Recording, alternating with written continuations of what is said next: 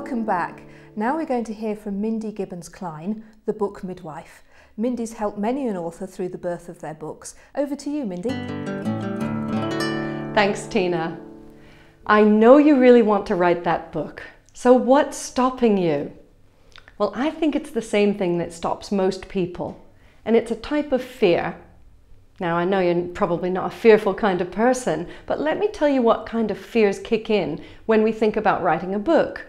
From my experience, I found that people think about what others are going to say and think about their material. They're going to criticize them. Are they going to like the book? Are they going to like them? And they get so caught up with that they never even start. Because of course, if you haven't put some book out there to be criticized, then there can't be any criticism because there is no book.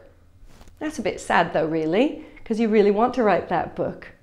The other thing that stops a lot of people is a certain lack of clarity.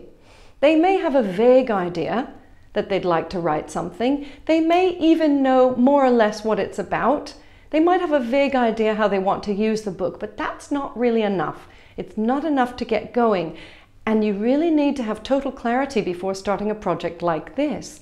It can be up to 200 hours of your time to put a book together. So I think you want to be very clear that it's something you definitely want to do. And I think you want to be clear about who it's for. And I hate to tell you, but the book cannot be for everyone, because I can't think of one book that everyone would buy. So be honest and be clear.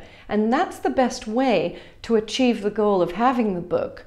One of the things that you can do to get clarity is to just sit quietly with yourself and visualize the outcome that you want.